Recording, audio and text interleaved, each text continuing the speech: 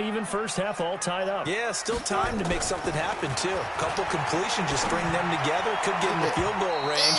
Let's see what happens. Now, meanwhile, a pass that should have been intercepted, but it winds up falling incomplete. With that incompletion, you know, Charles, one of the big storylines in the final few weeks of the season lies in the AFC South. Tennessee and Houston battling back and forth. Houston won round 1, week 15, a victory in Nashville. But which of those two teams do you think has the potential to go deeper in the playoffs? Well, Tennessee just lost at home to Houston, and now we'll have to go on the road to play them again in week 17. So I would say, on the surface, you would think Houston. They have the quarterback as well in Deshaun Watson that scares everyone. But I'm picking Tennessee as a team that could go deeper because of their defense. That's really a top 5 defense on any given Sunday. Their ability to rush the passer, their ability to play the ball in the air. I like that Tennessee team, and I think Ryan Tannehill, the switch to him at quarterback, has really energized that club. Wilson now hitting on 80% of his passes in the early going. 8 of 10. It's first down. From the gun, it's Wilson. Nowhere to escape, and he goes down. Now the Seahawks forced to use their third and final timeout, as the clock will stop with 33 seconds to go in the first half. Got to imagine the pass rush will be equally intense here on second down following the sack. It's 2nd and 18. 14, 14, got it. 4-7's a mic, 4-7's a mic. 65. Here's Wilson. Buying time to his left. And that's going to be incomplete. This defense has been very disruptive early on as they force another one to go awry. Seems to be the front and the back end. Pass rush, they've been able to get home, and they're taking the ball away in coverage as well. I love how you put it together. The front and back working in sync, only way to play good defense. He'll find Metcalf. They get 7 there, but it brings up 4th.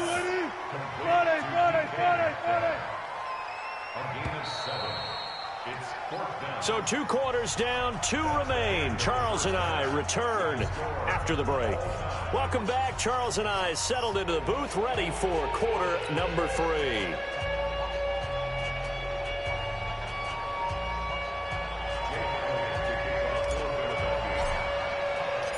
Set and ready to go for the second half. 1 touchdown apiece, 7-7 our score. This will be taken in at the 1. And not a bad return here. He gets it out to the 25-yard line.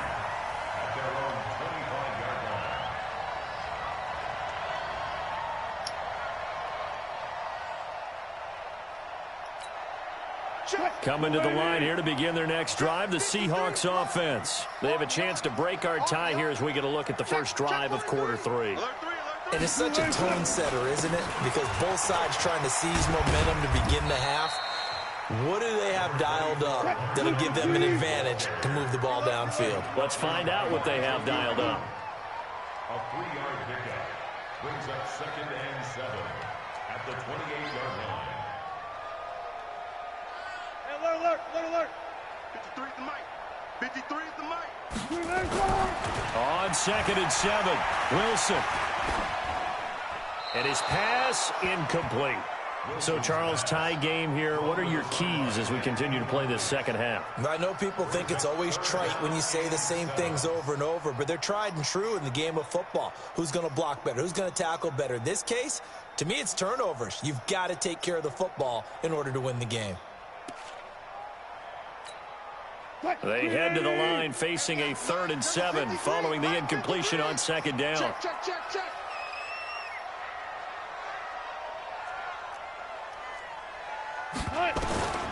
From the shotgun, Wilson. Wide open receiver complete. And he's taken down right at the 45-yard line. And he has another first down as they'll get the ball down to the Eagles' 45-yard line. They were in zone defensively, went with a crossing route.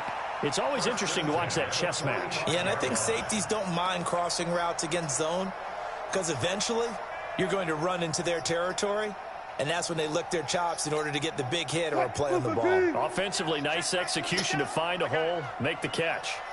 So from Philadelphia territory now, here's a 1st and 10 at the 45-yard line. And now a throw on 1st down there, but it's incomplete.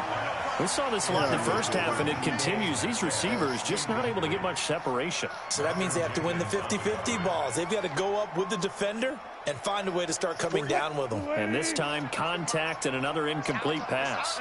So now 2nd and 10 after the incompletion on 1st down. Wilson now going to throw again.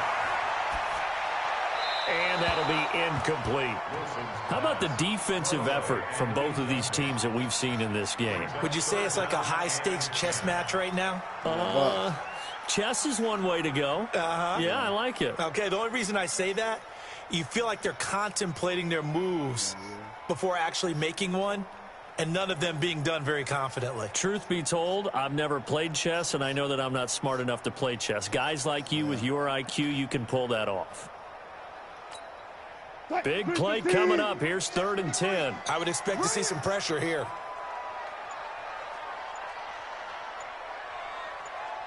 The pressure drops off as they'll look to throw. Eluding the pressure right. And the catch is made here by Tyler Lockett. And he'll get this only to about the 38 as they stop him a few yards shy of the line to gain. Throwing is Wilson, and that is going to be incomplete. Pete Carroll rolled the dice, but it didn't work out. And the Eagles defense able to hold. Well, let's get back to the playoff picture. We talked about the AFC. Let's look at the NFC. That race starting to come into focus. We know most of the teams, Seahawks, 49ers, Saints, and Packers all in. Vikings in good shape. How do you handicap this race? It seems like anyone can beat anyone. I think you're spot on, because if you were going into the playoffs with these teams that we're going to talk about, who would you make the absolute favorite? It could be anyone, right? It could be Seattle. It could be San Francisco. It could be New Orleans. I know Minnesota's probably going to come in as a wild card. Green Bay. And down he goes. They bring down Wentz on the sack. Jadeveon Clowney. He's the one that got home and takes him down for a loss of 9.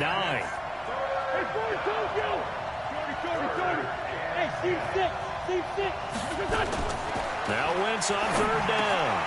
Got his man complete over the middle. That's Ward. And he'll be taken down, but not before he works it past the 50. It's a gain of 16 and an Eagle 1st down. That was a nicely run slant route, and what the receiver's trying to do is make the defender think he's going upfield for a deeper route, and then breaks it off, usually after about 3 to 4 steps, and cuts towards the middle of the field. And now what he's trying to do is use his body to keep the defender away from the football and give the quarterback a really nice target. A gain of 2 brings up 2nd and 8 at the Seahawks' 44-yard line.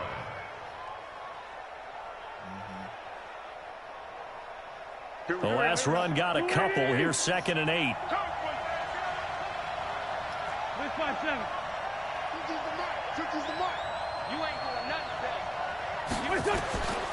Throwing is Wentz. Man open. It's J.J. Arcega-Whiteside. And that'll wind up moving the chains again as the tackle's going to be made at the Seahawks 30. So 1st and 10 now from the 30. Here's Sanders. And an alley to run. And inside the 20 before he's brought down. 12 yards is the pickup. Good for an Eagle 1st down. At this stage of the game, the run-pass numbers are a little bit out of whack because most of the yardage has come through the air.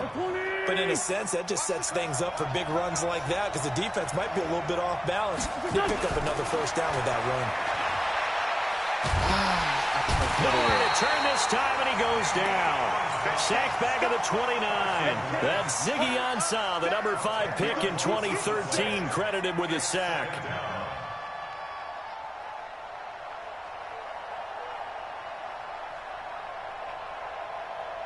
So now 20 yards to go on 2nd down after the sack. Work to be done. To throw is Wentz. That is caught right at the 10-yard line. And now they're inside the 10 as he's brought down at the 9. A big gain there after going backwards, and that'll lead to a 3rd down. A field goal would get him the lead, but that's not what they're shooting for as they come up on 3rd down. Watch the safety creep.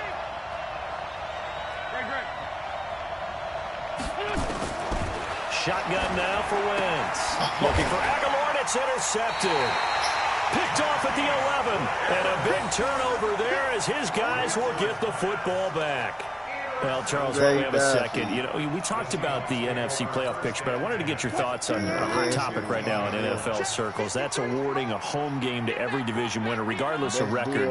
It's happened twice in this decade that we've seen a 7-9 team in Seattle get a home game and a 7-8-1 Carolina team get one. Where do you stand on this? Because there's a scenario where you could have a 13-win team from the NFC West traveling to face an 8-win team from the NFC East. I know I'm a dinosaur on this one. Absolutely. I love the division champ getting a home game. I don't care what the record is, and I know it sounds wrong, and we're in this society now where everything has to be fair and right. And we would like that, and I would like that too for most big topics. But in sports, it's actually kind of cool when these things happen. Remember, Seattle at 7-9 hosted the defending Super Bowl champs New Orleans and beat them. That big Marshawn Lynch run that we'll remember forever. Carolina 7-8-1. They actually lost at home in their playoff game. So you don't know how it's going to turn. I like division champs winning it and getting a home game, even when the records are kind of messed up. I'm with you. You're making me smile. How about that? You and I sitting at the home, two old dudes going, that's the way it ought to be. The throw here going to be complete to Gordon. And he'll get to the 29-yard line, brought down there. 9 yards to pick up there, and it's a first down. When you see zone defense and you know you've got a drag route on as your primary call, you got to be really careful as a passer about how far you let your guy go because he might wander into some tough coverage. They go play action with Wilson. Escaping the pressure right. It's complete to Lockett. And all the way inside the 35 before he goes out of bounds. A big change in field position there. That's 40 yards on the catch and run. So the big play changes the complexion of things. Here's 1st and 10 just outside the 30. From the gun, Wilson. Got Gordon open, completes it. And finally down he goes as they work it inside the 10 to the 7. Call that a very strong gain of 24. This offense can certainly move quickly when they want to. 3 plays, 3 pass completions. In the blink of an eye, they've got it 1st and goal. Almost felt like a lightning bolt hit in this game, didn't it? For them to get downfield that quickly. And now 1st and goal, expect them to attack right here on this play. To throw again is Wilson. Flushed out right. And they're going to get to him. A sack. Sacked back at the 9-yard line. No doubt that's a very good play defensively right there because you've always got to be aware that he can take off and make a big play with his legs. How about the way they were able to contain him? That also tells me the coverage was excellent downfield.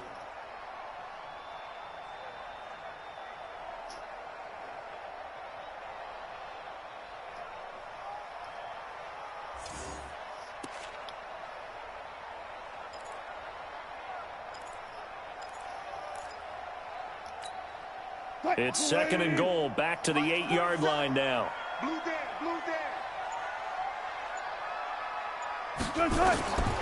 Wilson. And that is incomplete. A lot of force bearing down on him there. He could not hang on. It's 3rd down. Get your backs to the goal line. I can hear my high school coach right now. This is when force meets force. Got to be physical in order to win this battle. Yeah, that's where the physicality pays off. A nice job forcing the contact and forcing the incompletion. Yeah, Coach Ford would have loved that play. One of the bigger plays in the game thus far, and the crowd getting into it as we come up on a big 3rd down. Operating from the gun, Wilson. And they're going to get him. They bring him down to the sack back at the 16-yard line. Timmy Jernigan with a sack. The Eagles going to take the first of their timeouts. That'll leave them with 2 remaining. We'll be back after this. So on now comes the kicker. It's Jason Myers. And it bangs off the right upright. No good. And a costly one there as this game remains tied here in the 4th. That close to taking a fourth-quarter lead, but the goalposts, they had other plans. I thought it was on target. It looked good off his foot, but then, doink, off the metal and out. And those are the kind of breaks that can definitely swing the ball game. They go back to the air here after the INT on the last drive. Oh, he can't hang on. That was a dream chance for any D lineman to possibly get a pick, but instead it falls down incomplete. Brings up 2nd and 10 at the 22-yard line. So after the incompletion, 2nd and 10 from the 22. Running with Howard. It'll be a pickup of 5, and that leaves him with 5 more. 3rd and 5 now.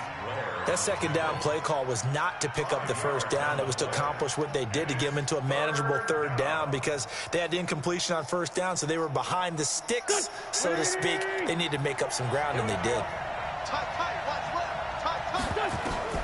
Wentz. Oh, it's a screen pass. That's complete.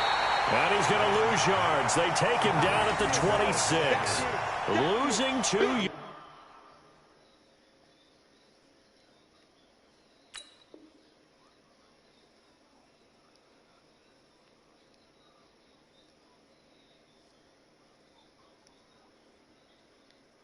What the hell is this nigga doing?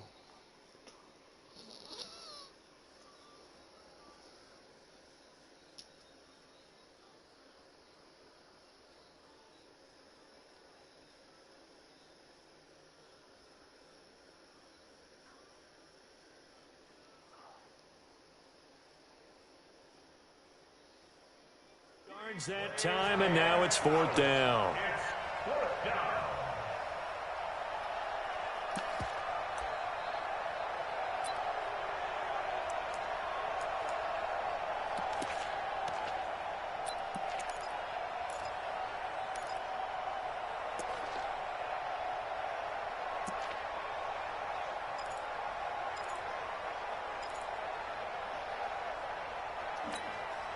Tie game, 4th quarter, and they're going for this thing on 4th down.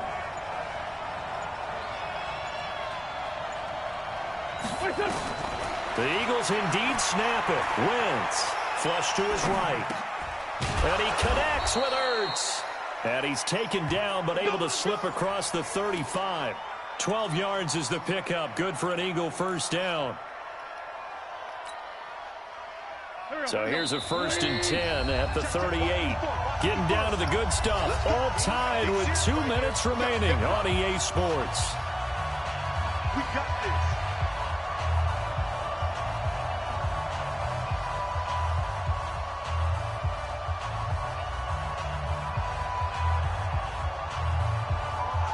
So it's Eagle football here as we get you reset.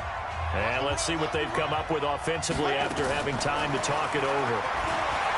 Wentz going to throw. He's going to take off with it. He'll get 5 out of the scramble. It's 2nd down.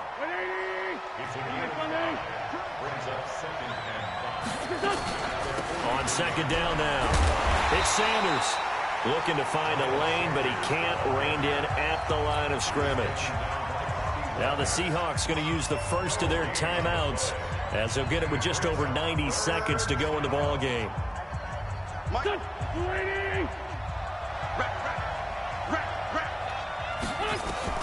Now Wentz.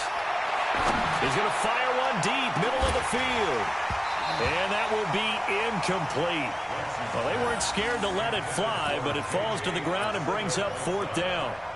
These are the spots, this stage of the game, where it pays to have speed on the perimeter, doesn't it? It certainly does, and in the 2nd quarter, he may very well run by him, but in this situation, I know as a defender, I'm loosening up a couple of extra steps that allowed him to run with him stride for stride.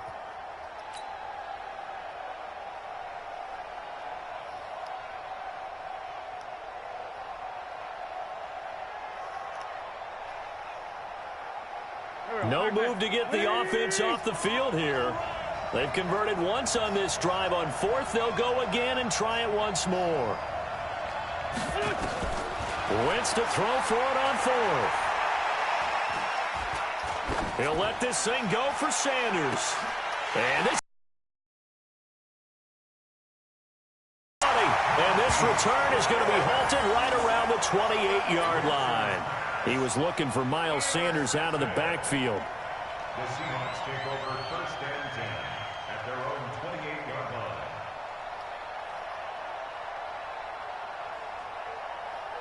Don't have no voice down. Don't have no damn voice down. Shit.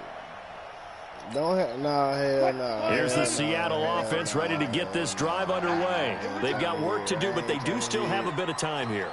And they've got to feel comfortable with that, but they have all their play sequences called. If they get out of bounds, that allows them to huddle and call another play, but if they don't, it's hurry up to the line of scrimmage and either spike it and stop the clock or continue to move it downfield in order to try and get in range and win this game. See if they can do just that.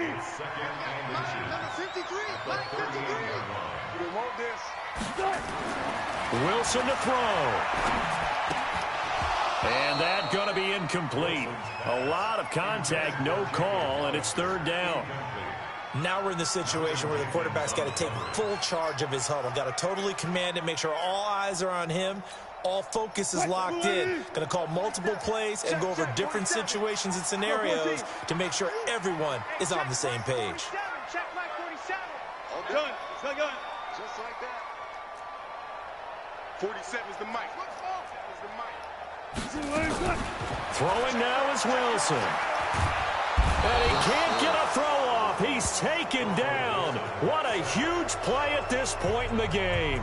Now the Seahawks call the second of their 3 timeouts, as they'll stop it with just over 40 seconds to go in the game.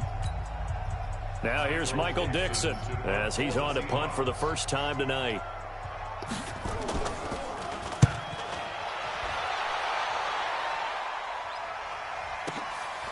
This is taken at the 15. A big kick that time, 52 yards. And the Eagles will have it, taking over first and 10.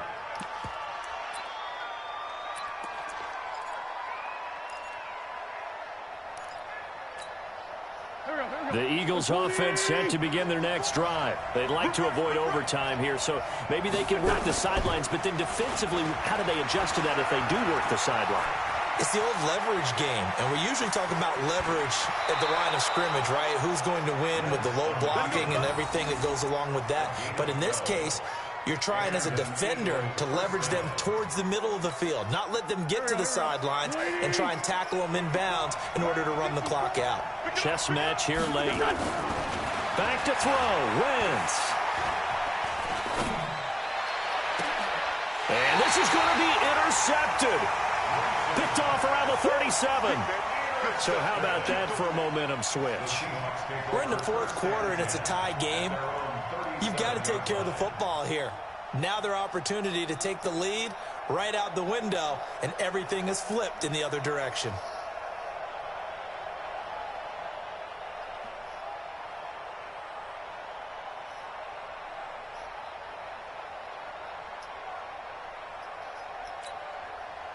Coming to the line here to begin their next drive, the Seahawks offense. They have a little bit of time here to get into field goal range, not much. In a tie game, you don't want to do anything crazy, right? I agree with you on that one. Risk-reward, okay?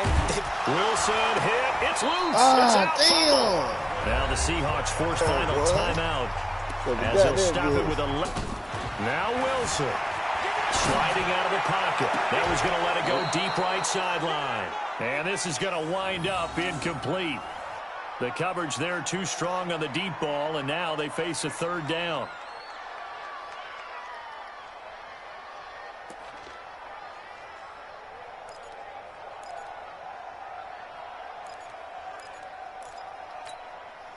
After an incomplete pass on second down, that'll leave him trying to convert on 3rd and 9. Here's Wilson. He's going to float this one deep right side. And this is going to be intercepted. Picked off by Rodney McLeod. And what an effort on the final play of regulation. All zeros on the clock, and we are headed to OT. And here at overtime, if the team that receives the ball scores a touchdown, it's over. If they don't, we can still have some more football. That's exactly right. If they go down and kick a field goal, the other team gets a possession to either match it or score a touchdown to win the ball game. If both teams kick field goals, the next team to score wins. But if the receiving team throws a pick six or fumbles the ball and it gets picked up by the defense and they score, the game is over at that point. So we're right back where we started, all even as the kick's away. And they will not get a chance to return this one as it's through the end zone for a touchback.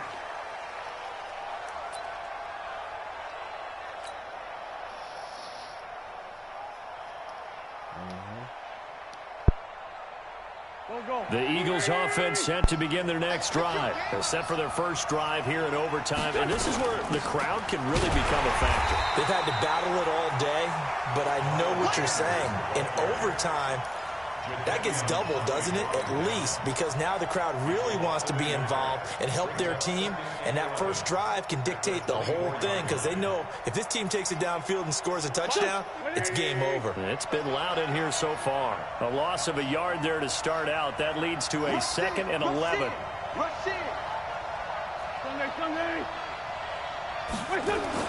First throw of overtime for Wentz. Open man, Arthega right side. And they get him down, but not before he takes it across the 40-yard line. 19 yards to pick up there. Move the chains. Watch that in. Watch that in. Tight end's right. Tight end's right.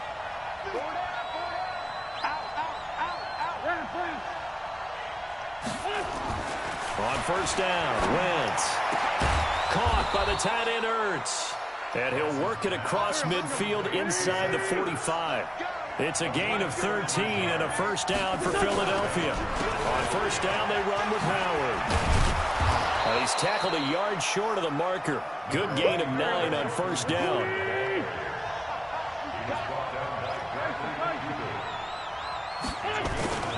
From the 35 on second down, Wentz. Oh, and it's intercepted.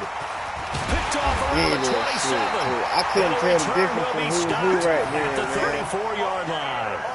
I couldn't tell which one was which. Mistake here at OT.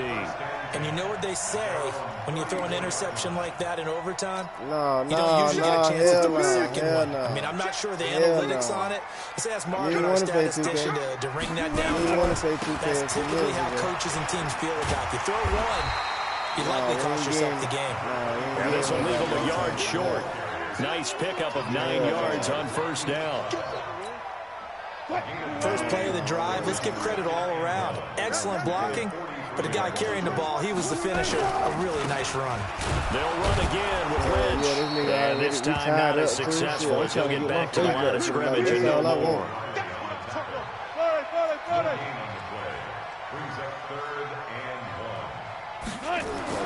Now what can Wilson do here in the OT? Eluding the pressure right. It's a short one here, complete to the tight end. And he's able to get this one out closer to midfield across the 45. His first catch, and it's a big one in overtime. It's a first down.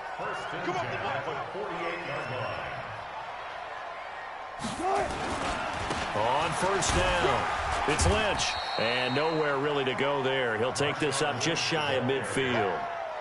Fletcher Cox there for the tackle. Overtime here out west, and you got a team from the Eastern time zone. Maybe their body clock's a little thrown off, or is that overhyped? I don't think it's overhyped, and I think that for most teams, you're hoping that your mind overrules your body, because your body's looking for slippers and bedtime clothes, right? You're looking for the pajamas. But in this case, you've got to stay with it mentally. And what a lot of teams do, they never change their watches. They always say on East Coast time and just go ahead that way to try and defeat any of the effects of moving to the West.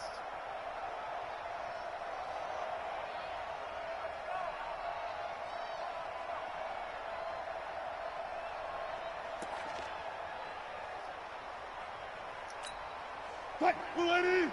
53, Mike. Hey!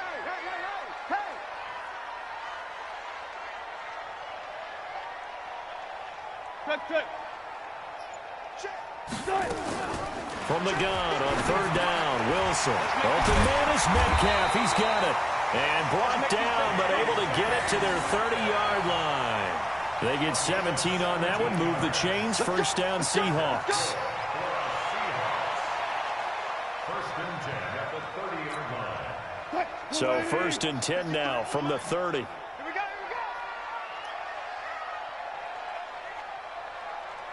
Watch, go.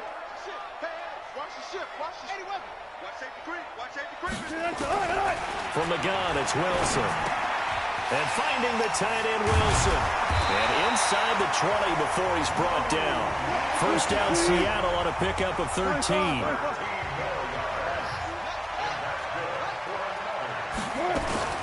Will run. This is Robert Turbin. And they get to him quickly here as he's stopped right around the 13. Nigel Bradham brings him down. And that carry probably not so much for yardage, just to get the spot that you want to kick the field goal. And any yardage you gain there is really kind of gravy, and this just becomes what my old coach used to want, the right spot for their kicker to line up the field goal. Hey, 0. On 2nd and 7, Wilson. It's complete to Turbin. And he'll...